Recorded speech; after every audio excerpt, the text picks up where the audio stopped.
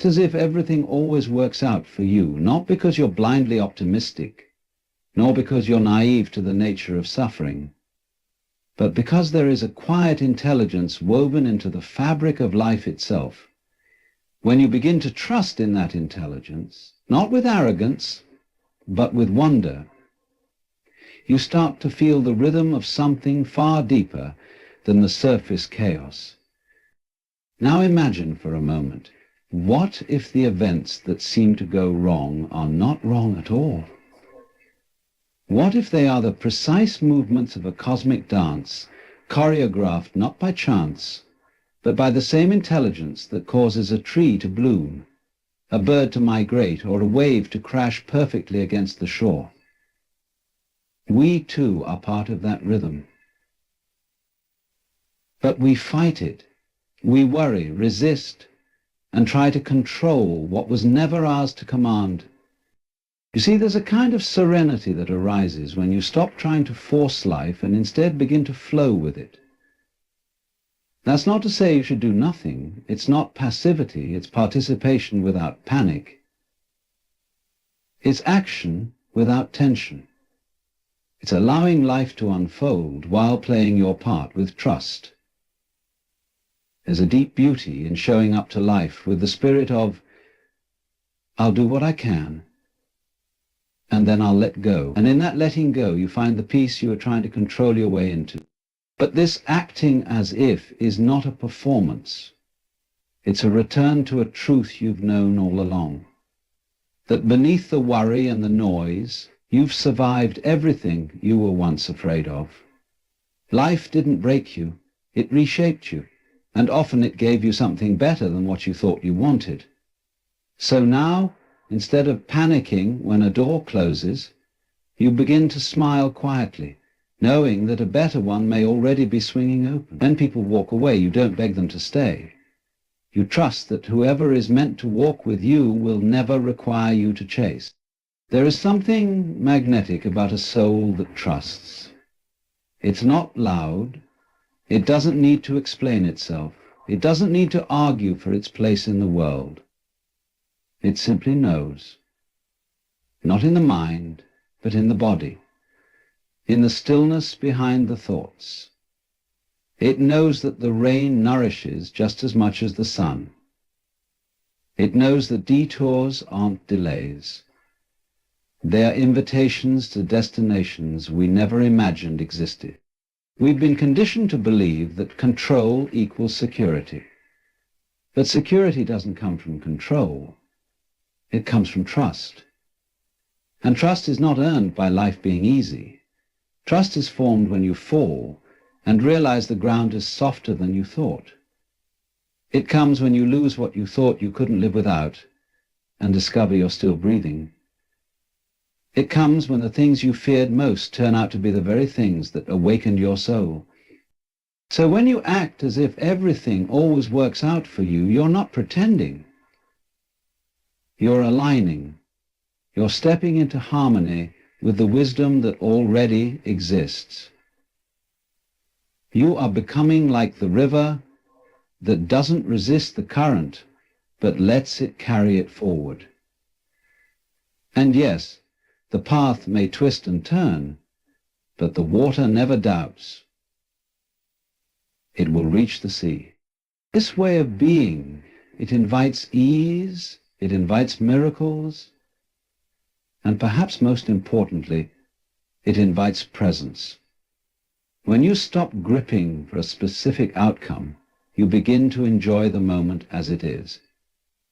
You laugh more, you notice more, you listen better, and ironically, it's often in those moments when you've let go of the need for things to happen a certain way that everything begins to fall beautifully into place.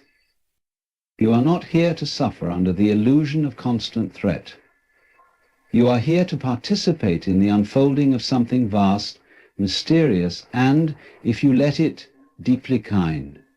So breathe a little deeper.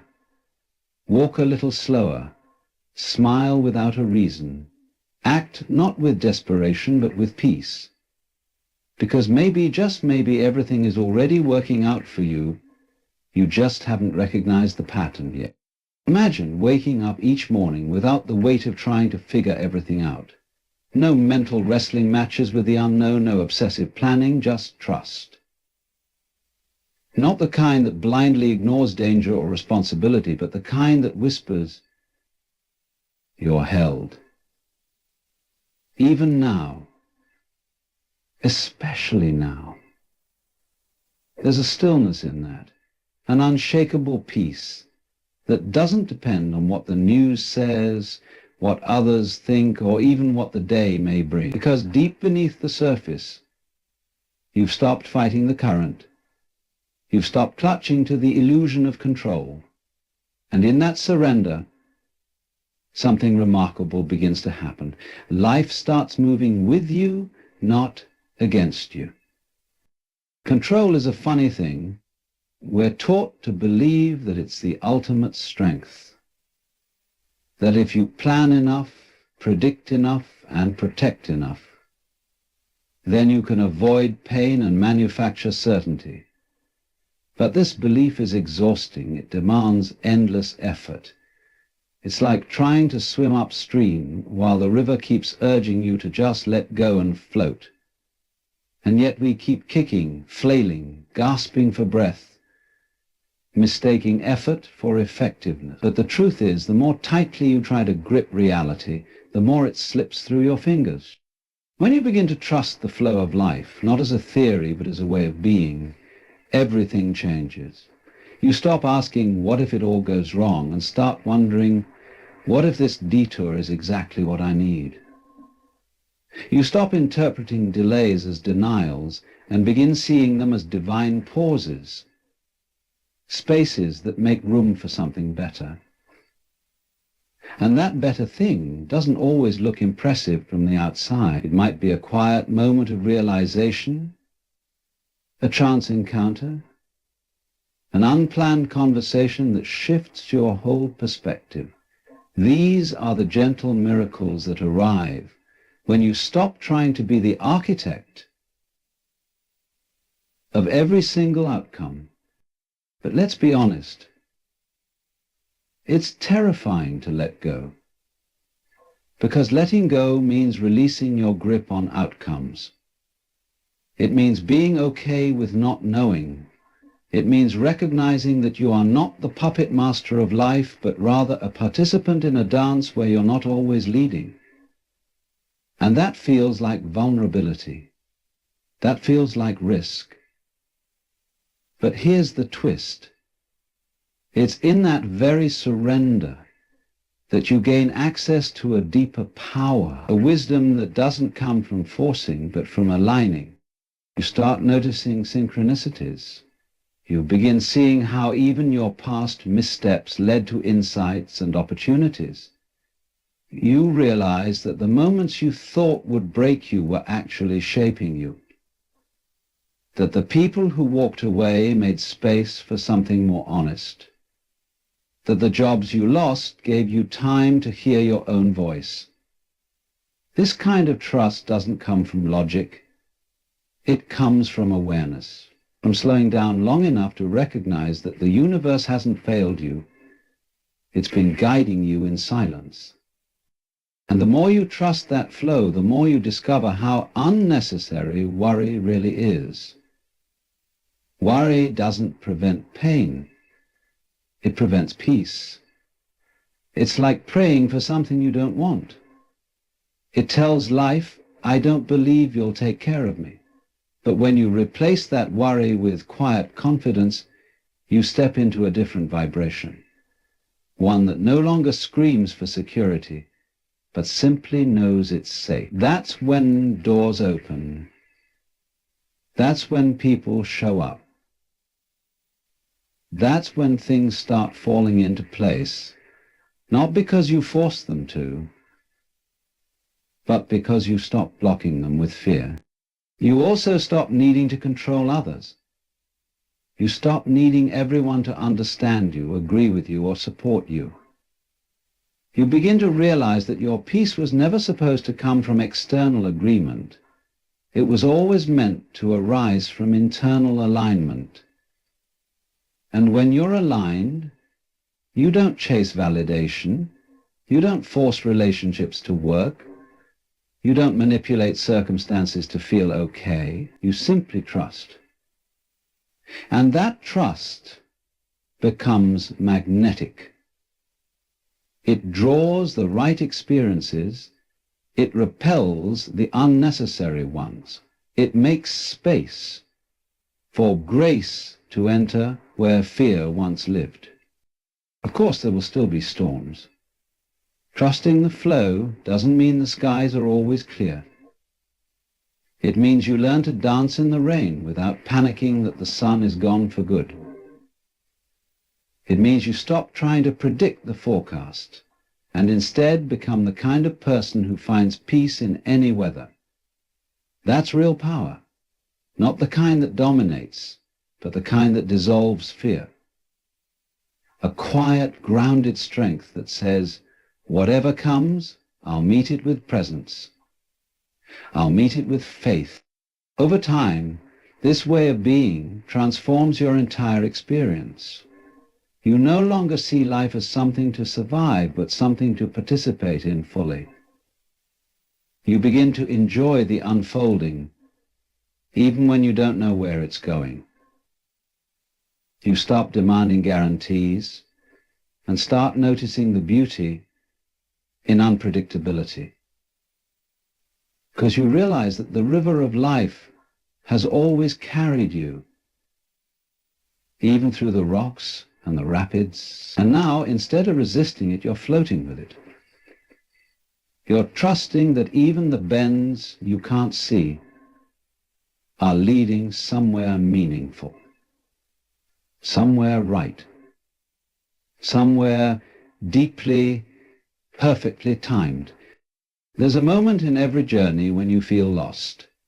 A sudden turn, a closed door, a path you didn't plan for, and everything you thought you knew begins to unravel. The panic rises. You wonder, did I make a mistake? Did I miss a sign? Did I mess up everything? But what if none of that is true? What if the moment you feel most off course is the moment you're actually being steered somewhere more meaningful? What if the detour is not the delay you fear, but the design you need? Life doesn't always reveal its logic in real time. In fact, it rarely does. It moves in riddles and paradoxes. It hides its treasures in places you would never willingly go. But somehow through all of it, it shapes you.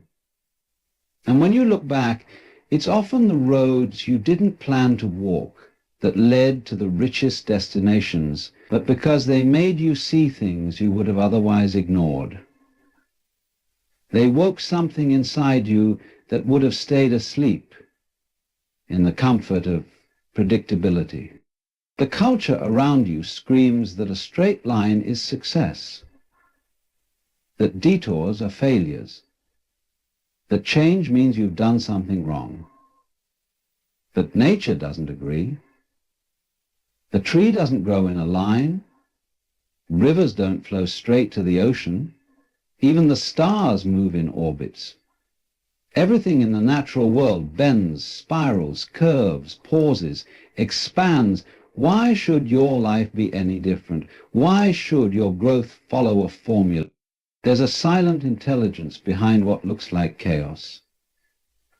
When things don't go as planned, it doesn't mean the plan has failed. It might mean the plan was too small, too safe, too linear for the soul's wild and vast unfolding. Sometimes the detour is the only way to reroute you to something your logical mind couldn't imagine. You may think you're off track, but maybe that track was never yours to walk forever. Maybe you were only meant to start there, not stay there. Think of all the people you wouldn't have met if life had gone your way. Think of the versions of yourself that would never have emerged if things had unfolded neatly. Think of the strength, the awareness, the compassion you now hold, not because life was easy, but because it wasn't. The storm taught you to anchor. The fall taught you to rise. The ending made space for a beginning you didn't even know you needed. This is the secret language of detours. They don't announce themselves as blessings.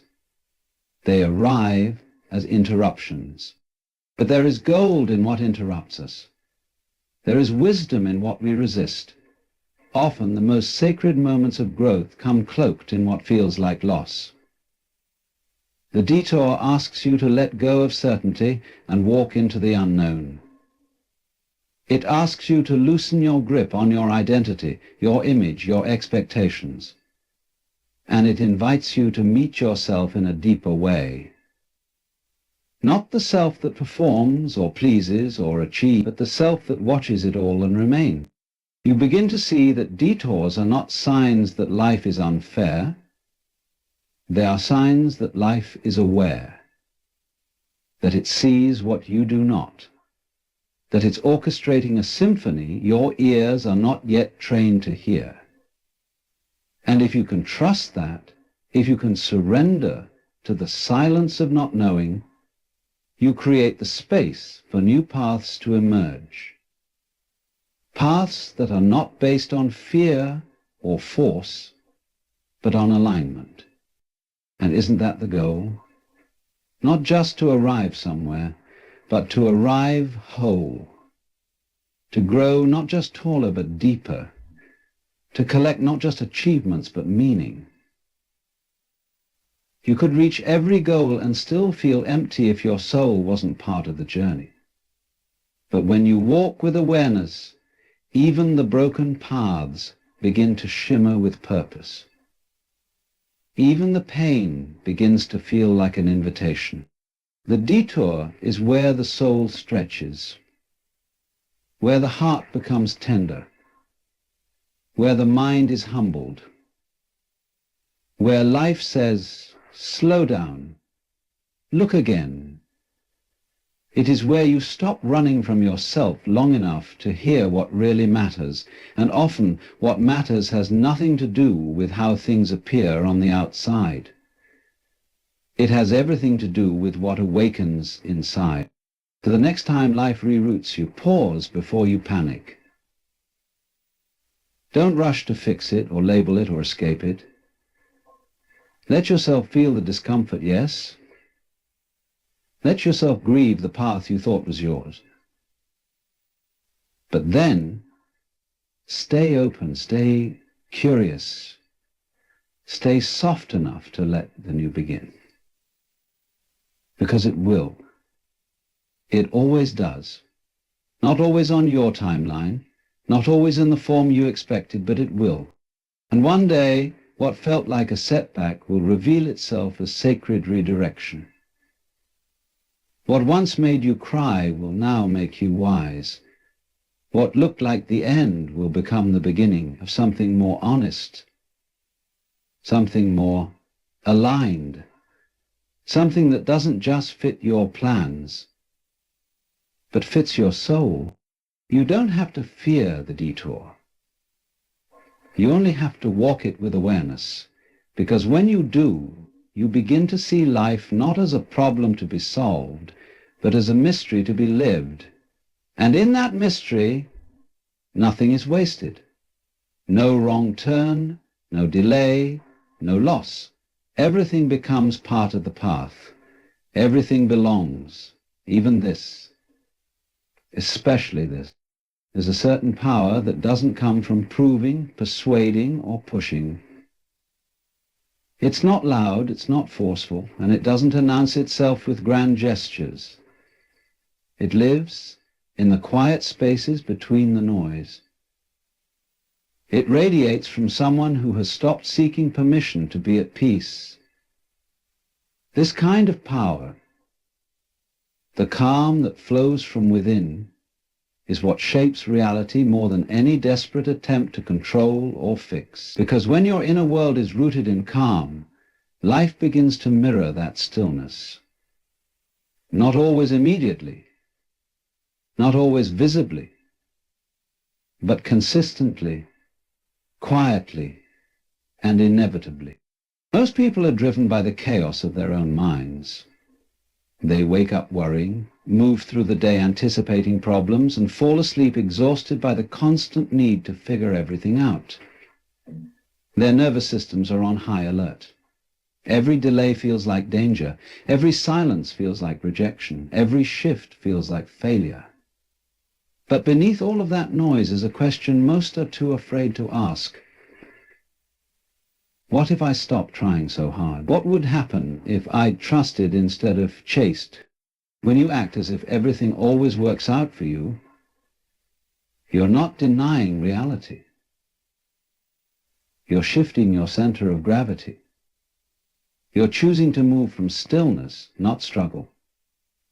You're letting go of the exhausting illusion that if you don't control everything, everything will fall apart. And that shift, however subtle, is radical.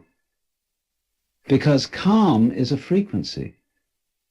It's a vibration that whispers to the universe, I'm ready, not restless. It sends out a signal that says, I'm available to receive, not to wrestle. You begin to notice that your interactions change. People respond differently. Doors open without you having to bang on them. Even challenges begin to feel less threatening. Why? Because you're no longer adding resistance to what's already happening. You're no longer meeting life with clenched fists. Instead, you're meeting it with open hands. And open hands can carry more than closed ones ever could. There is something deeply magnetic about a person who is calm in uncertainty, who can stand in the middle of chaos and not become it, who can say, I don't know what's next, but I trust that I'll be okay. That kind of inner composure is not built overnight. It's cultivated in the quiet moments. It's shaped by choosing again and again not to let fear drive the car. And slowly over time you realize that calm was never weakness. It was always clarity. You don't need the world to be perfect to be at peace. You only need to stop outsourcing your peace to things that fluctuate. Money will rise and fall. Relationships will shift. Plans will change. But your inner state doesn't have to be held hostage by those fluctuations. You can anchor yourself to something deeper, something more constant than circumstance. And the moment you do, you stop being a victim of life's storms. You become the stillness within them. Think of a tree rooted deep in the earth. The wind comes, the rain falls, seasons change, but the tree remains. It bends, but it does not break, not because the weather is gentle, but because the roots are strong. That's what calm does. It roots you in something deeper than reaction. It gives you the space to choose your response instead of being dragged around by emotion. And in that space, you gain freedom. You realize that peace was never about what was happening around you. It was always about how you met what was happening. You also begin to see how much energy you wasted on things that didn't need fixing. Just witnessing. How often you tried to solve feelings instead of feeling them. How often you argued with reality instead of sitting beside it. Calm teaches you that you don't need to react to every thought, that not every emotion is a call to action, that sometimes the most powerful move is no move at all, just presence. And when you're present, truly present, life softens. You hear things more clearly, you see people more compassionately, you make decisions from wisdom, not urgency. You no longer need to prove yourself, defend yourself, or rush your journey, because you trust the unfolding. You understand that just as the flower doesn't bloom faster because you yell at it. Your life doesn't fall into place because you panic. It falls into place because you stop trying to force the petals open. This inner calm is not a performance. It's not pretending to be okay. It's knowing that okayness isn't a destination, it's a state of being you return to again and again, even when you're tired, even when you're scared, especially when you're uncertain. And the more you return to it, the more it becomes your default setting. Not because life has gotten easier, but because you've gotten quieter inside. You'll find that the people who are most deeply rooted in calm don't need to speak it out loud. Their presence speaks for them. They bring clarity to confusion. They bring steadiness to situations that would shake others. And that steadiness isn't born from having all the answers. It's born from no longer needing them right away. It's born from trusting that answers arrive in their own time, not on demand. So while the world continues to run on adrenaline and anxiety, you can choose something different. You can choose calm. Not because it's trendy or poetic, but because it's powerful, because it connects you to something eternal, because it allows you to be guided instead of gripped by fear. And in that choice, you don't just survive, you begin to truly live. Not by force, not by strategy, but by alignment, by peace, by quiet knowing that whatever is unfolding, it will not destroy you. It will deliver you, and that is a life worth trusting. There is a rare kind of clarity that arrives when you stop running from the moment you're in. It doesn't shout. It doesn't demand attention. It simply waits beneath your thoughts, behind the tension in your chest, underneath the stories you keep replaying in your mind.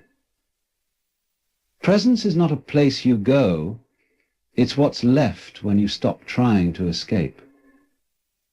And when you finally land there, even for a brief second, something extraordinary happens. You see things as they are, not as your fears have painted them. You recognize that the moment you were trying to bypass was actually the gateway to everything you've been seeking. We live in a world that constantly pulls us away from now. The past tugs at us with its regrets. The future lures us with its promises and threats. The mind becomes a pendulum swinging between what was and what might be, never fully settling into what is. And yet, the only place anything real can happen is here. Not tomorrow, not in some imagined version of yourself, but right here, in the space where your breath rises and falls without permission, where your feet meet the earth, where life is actually unfolding. The irony is that we believe presence is unproductive.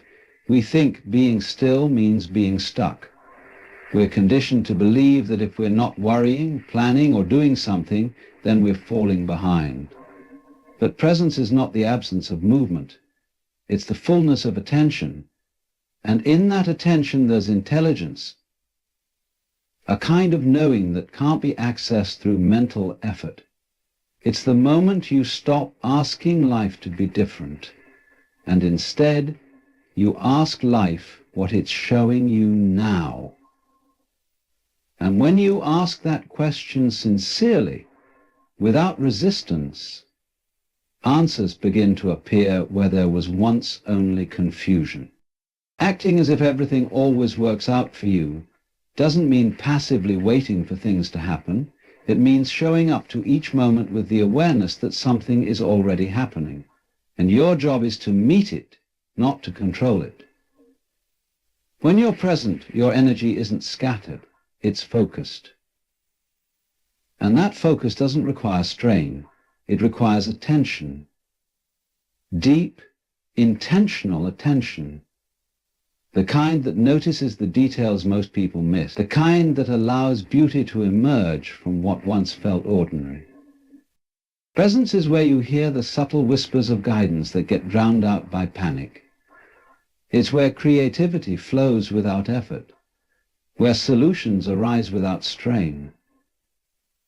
It's not just a spiritual ideal, it's practical. It allows you to respond rather than react, to pause before you speak, to feel what's really true beneath the story you're telling yourself. And in that space, decisions become clearer, not always easier, but truer, because they're not driven by fear or pressure, they're shaped by awareness. And something else happens when you're present. Time expands. You stop feeling like you're chasing life and start realizing that life has been right here, waiting for you to catch up to it. The rush dissolves, the anxiety quiets. And in that slowness you begin to live more fully in less time. It's no longer about how much you accomplish or how fast you get there. It's about how deeply you're connected to what you're doing, who you're with, and who you're becoming along the way. Being present doesn't mean you're always calm or composed. It means you're honest. It means you don't numb or bypass or avoid. You stay. You stay through the discomfort. You breathe through the uncertainty. You open your heart even when it's easier to close it. And by staying, you gain access to strength you didn't know you had. Not the kind that overpowers, but the kind that endures. The kind that holds space for pain without collapsing. The kind that loves without needing control. The kind that trusts without needing evidence. Presence also has this miraculous way of collapsing separation. When you're truly here, the wall between you and life disappears. You're no longer the observer standing at a distance. You're immersed in the moment. You feel the texture of reality. You hear the deeper layers of conversation. You see the sacredness in simple things. The way sunlight falls on a wall. The way someone's voice trembles when they're vulnerable. The way your own breath is enough to anchor you. You realize that nothing is missing from this moment except your attention. And when you bring your full attention, life responds. It opens up. It reveals more of itself. Not because it was holding back, but because you were too distracted to see. Presence is the lens that brings everything into focus. It's the portal through which grace enters. It's the frequency that aligns you with the flow.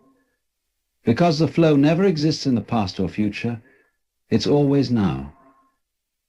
The question is, are you? You don't have to fix everything to be present. You don't have to understand everything to trust it. You simply have to arrive fully. And when you do, even the smallest act, washing a dish, speaking a word, taking a breath, becomes meaningful, not because of what it accomplishes, but because of the awareness you bring to it. That awareness is the essence of alignment. And alignment is what allows life to unfold in harmony. When you choose presence, you're not choosing to be passive. You're choosing to be powerful in the quietest, most profound way. You're choosing to tune into the frequency where life speaks in silence, where miracles don't shout, they simply arrive, where everything you thought you needed to chase begins to move toward you, not because you forced it, but because you became still enough to receive it. In this space, you don't have to pretend everything is perfect. You only have to remember that perfection was never the goal. Awareness was, aliveness was. And when you are fully here, fully alive, fully aware, you begin to realize that this moment is enough. And from that place, everything begins. You don't attract what you want, you attract what you assume you're worthy of. That truth, simple as it sounds, carries immense weight. Because while many people walk around speaking affirmations, making vision boards, and dreaming big dreams, deep inside, there's a whisper of doubt. Do I deserve this? Can this really happen for me? That whisper is powerful, not because it's true, but because it governs what you allow yourself to receive. The universe doesn't respond to your words alone. It responds to the tone behind them, the energy you radiate, and the beliefs you carry when no one is watching. When you act as if everything always works out for you, you're not just creating a performance. You're stepping into a state of being, a vibration, a field of belief where your inner posture says, good things belong to me. You walk differently. You speak with less urgency. You make choices from peace instead of panic. You stop questioning whether things are possible and start wondering how beautifully they'll unfold. And the world notices, not always consciously, but energetically. Opportunities, people, and experiences start moving toward you, not because you're chasing, but because you're resonating with the frequency of trust. Think of someone who walks into a room with quiet confidence. They don't need to shout or boast. They don't need to demand attention. There's something about the way they carry themselves that says, I am already enough. I'm not here to impress. I'm here to be. That's the kind of presence that magnetizes. And it doesn't come from ego. It comes from alignment. It comes from assuming that your worth is not conditional, that you don't have to earn ease, earn peace, or earn love. You only have to stop resisting them. Assumption is not fantasy. It's foundation. It's the invisible architecture of your life. You might think your circumstances are random, but look closely and you'll see patterns, patterns that mirror what you've allowed, what you've expected, what you prepared for. Most people prepare more for disappointment than for miracles. They rehearse their fears. They anticipate rejection. They build emotional walls, not to protect themselves, but because they've quietly decided they aren't meant to receive what they long for. But when you shift that assumption, even slightly, your entire world begins to rearrange. It starts with small things. You stop apologizing for taking up space. You stop shrinking your light so others feel comfortable. You stop saying yes out of guilt and start saying yes from alignment. You stop waiting for approval and start moving as if you already have it. These shifts seem minor, but they signal something massive. A new belief is being installed. A belief that says, I belong to the flow. I belong to the abundance. I belong to the unfolding of something beautiful, and I don't need to beg for it. And life meets you there. Because the universe mirrors not just your thoughts, but your being. It listens to how you show up, how you feel when you wake up in the morning, how you treat yourself when no one is around. If you expect rejection, you'll see it everywhere. If you expect loss, you'll prepare for it even before it arrives. But if you begin to expect grace, if you assume that even the challenges are working in your favor, you begin to spot the subtle blessings that most people miss. There's something almost childlike about this state of being. Not childish, but childlike. A return to wonder, to trust, to walking through the world with the soft confidence that you are supported, that you don't have to force what is meant for you, that the universe is not punishing you, but positioning you. This kind of trust isn't built overnight. It's cultivated each time you choose belief over fear, softness over suspicion, curiosity over control. Each time you respond to life not with resistance, but with the quiet knowing even this is part of it. Even this has a purpose. It's not about pretending to be positive. It's not about masking your pain or denying reality.